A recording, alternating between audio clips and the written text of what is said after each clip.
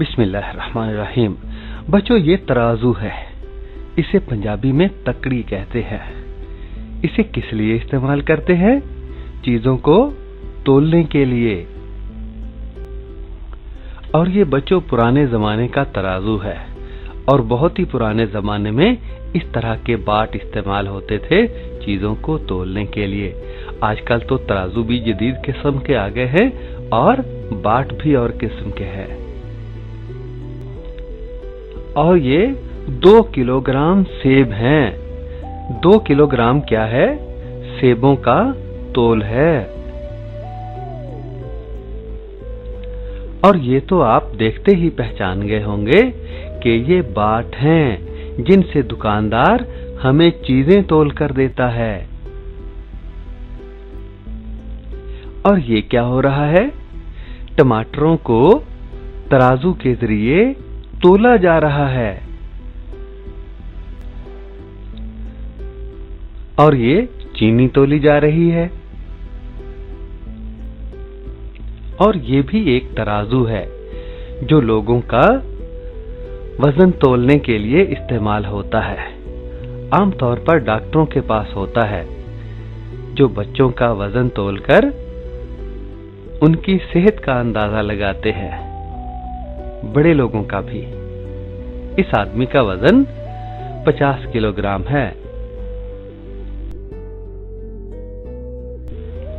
आजकल तो जदीद तराजू आ गए हैं जो हिंसों के जरिए चीजों का तोल बताते हैं। इस तराजू पर जो चीज पड़ी है उसका तोल कितना है? 35 ग्राम। और बच्चों, इस सेब का तोल कितना है? 735 ग्राम। अगर 1000 ग्राम होता तो पूरा 1 किलोग्राम होता। कितना बड़ा सेब है। कश्मीर में होते हैं इतने बड़े बड़े सेब। जरा बताइए कि किस सेब का तोल ज्यादा होगा?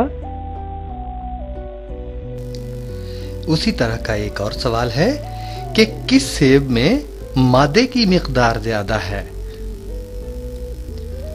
यहां से बच्चों कुछ तारीफें हम पढ़ेंगे, इंशाल्लाह आपको बहुत जल्द याद हो जाएंगी। किसी चीज का तोल कमियत कहलाता है।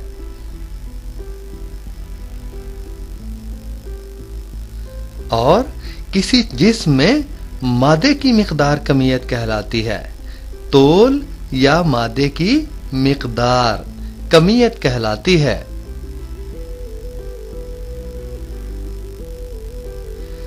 और कमियत या तोल को अंग्रेजी में मास कहते हैं। बच्चों, कमियत की मिकदार मादा की या तोल की इकाई किलोग्राम है। दूसरे लफ्जों में हम कह सकते हैं कि हम चीजों को किलोग्राम बाट से तोलते हैं। किलोग्राम से छोटी इकाई ग्राम होती है। 1 किलोग्राम 1000 ग्राम के बराबर होता है। बच्चों, किलोग्राम से पहले लोग सेर के बाट से चीजों को तोला करते थे, जो किलोग्राम से थोड़ा कम होता है। आज भी कुछ लोगों के घरों में सेर का बाट पाया जाता है। शायर कहता है कि गाहक से तो किलो में चुकाता है कीमतें। गाहक से तो किलो में चुकाता है कीमतें, पर माल तोलता है अभी तक वो सेर से। यानी गाहक से तो किलो के हिसाब से कीमत चुकाता है, लेकिन माल वो सेरों के हिसाब से तोलता है, यानी कम तोलता है। तो बच्चों, नाप तोल में बेईमानी नहीं करनी चाहिए। दयानतदारी के साथ चीजों को तोलना चाहिए। जहां शायर किलो और सेर का मवाजना भी करता है। बच्चों, अब हम पढ़ेंगे हुजम के बारे में। वॉल्यूम कहते हैं अंग्रेजी में। पंजाबी में हम खलार या पसार कहते हैं कि फलां चीज का इतना खलार या पसार है। कोई चीज जितनी जगह घेरती है वो उसका हुजम कहलाता है। जरा खलार और पसार के अल्फाज को दोबारा देखिए, यही मानी देते हैं ना वो भी। कोई चीज जितनी जगह घेरती है वो उसका हुजम कहलाता है। आसानी से याद होने वाली बात है। मुख्तलिफ शक्लों की चीजों का हुज्म मुख्तलिफ तरीकों से निकाला जाता है। मसलन डब्बी का हुज्म अलग से निकाला जाता है, गेंद जैसी शक्ल का हुज्म अलग से निकाला जाता है, और मखरूती शक्ल जो कि कोन जैसी होती है उसका अलग से निकाला जाता है। तो मुख्तलिफ शक्लों की चीजों का हुज्म मुख्तलिफ तरीकों से निकाला जाता है। बच्चों, ये मुकाब शक्ल है जिसमें लंबाई होती है, चौड़ाई होती है किसी चीज की, और ऊंचाई होती है।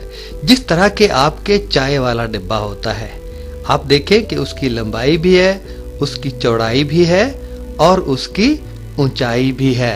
ऐसी शक्ल को मुकाब शक्ल कहते हैं। ऐसी मुकाब शक्ल का हुज्म निकालने के लिए क्या करते हैं?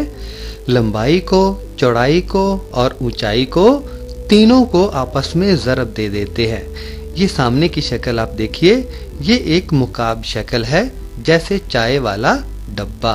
इसकी लंबाई है, इसकी चौड़ाई है और इसकी ऊंचाई है। तीनों को आपस में ज़रब दे देंगे तो मुकाब का हुज्म निकल आएगा, या खिलार या पसार निकल आएगा। यानी ये डब्बा जितनी जगह घेरता है उसकी कीमत निकल आएगी। उसकी कीमत को हुज्म, खिलार या पसार कहते हैं। ये एक मुकाब शक्ल है। दूसरे लफ्जों में आप कहें कि ये चाय का डिब्बा है। इसकी लंबाई 1 सेंटीमीटर है, चौड़ाई भी 1 सेंटीमीटर है और ऊंचाई भी 1 सेंटीमीटर है। तो इसका हुज्म क्या होगा? 1 ज़रब 1 ज़रब 1, यानी लंबाई ज़रब चौड़ाई ज़रब ऊंचाई। 1 ज़रब 1 ज़रब 1 कितना हो जाएगा? 1 ही होगा। तो 1 मुकाब सेंटीमीटर, 1 मुकाब सेंटीमीटर इसका हुज्म आ जाएगा। इसको लिखेंगे 1 सेंटीमीटर क्यूब। 3 ताकत लिखेंगे। ताकत 3 का मतलब है कि 1 3 दफा ज़रब खा रहा है।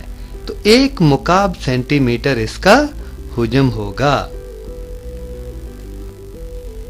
ये आपके सामने एक मुकाब शक्ल है, डब्बे की शक्ल है जो छोटे छोटे गुटकों से मिलके बनी है। 5 सेंटीमीटर इसकी लंबाई है, 5 सेंटीमीटर ही चौड़ाई है और 5 सेंटीमीटर ही ऊंचाई है।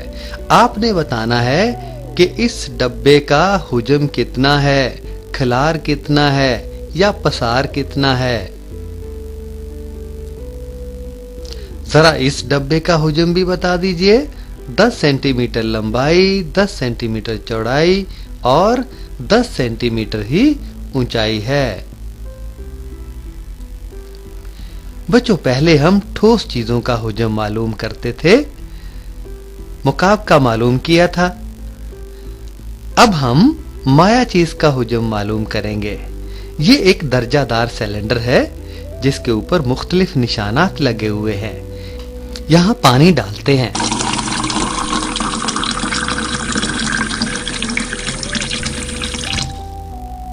कितना हुज्म है पढ़कर बताइए? 250 मिलीलीटर। और पानी डालते हैं।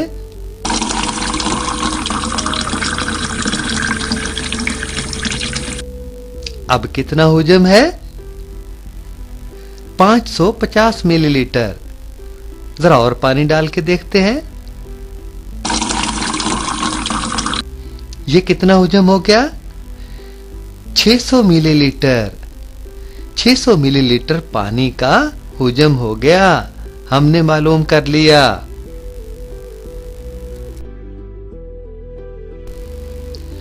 बच्चों, मायात का हुज्म मालूम करने के लिए मुख्तलिफ किस्म के दर्जादार सिलेंडर इस्तेमाल होते हैं। ये लंबूतरा है, इन पर निशानात लगे हैं।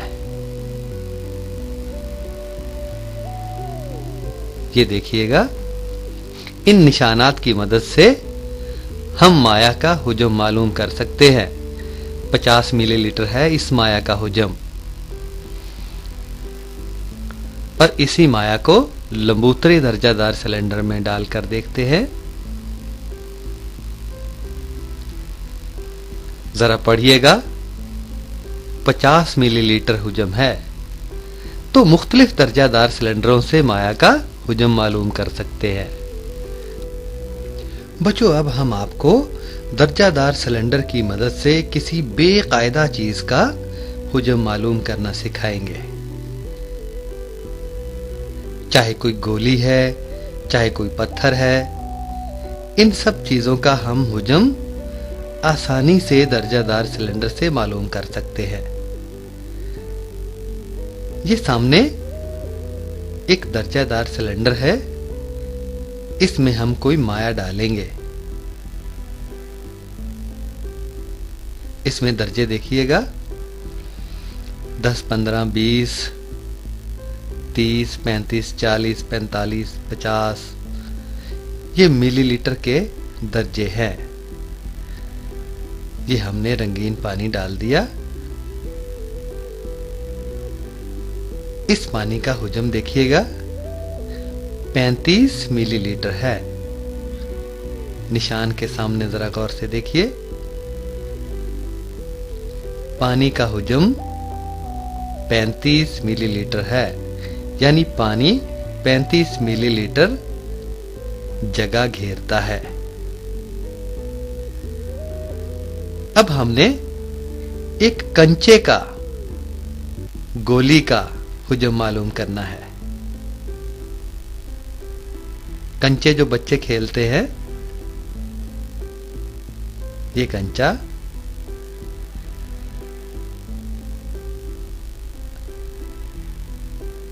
इसे हमने पानी में डाल दिया।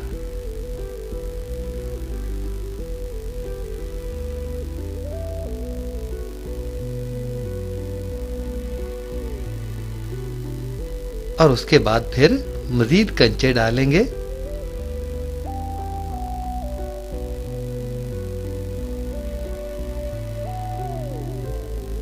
सबसे पहले एक कंचा डाल दिया तो पानी थोड़ा सा ऊपर आ गया। पानी ने कुछ जगह घेर ली। कितना पानी ऊपर आया? 2 मिलीलीटर। पहले पानी का हुजम 35 मिलीलीटर था, अब कंचा डालने से 37 मिलीलीटर हो गया। तो कंचे का हुजम कितना हो गया? जाहिर बात है 2 मिलीलीटर। 37 में से 35 को निकाल दिया तो कंचे का हुजम आ गया। कितना आसान है कंचे का हुजम निकालना। कंचे की जगह पे कोई बेकायदा पत्थर हो तो उसका हुजम भी इसी तरह आसानी से निकाला जा सकता है। ये ऊपर अब दर्जा 37 है, पहले 35 था,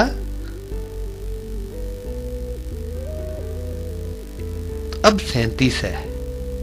2 मिलीलीटर कंचे का हुजम, 2 गोलियां मजीद डाल दी, 2 कंचे मजीद डाल दिए। अब 40 के ऊपर 42 मिलीलीटर पानी का हुजम हो गया। 3 कंचों का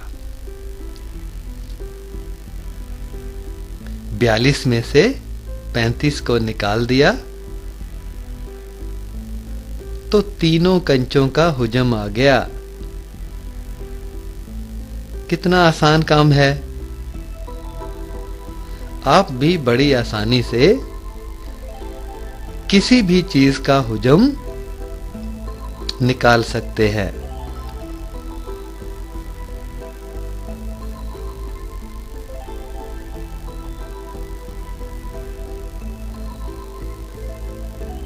जादुई तरीका है।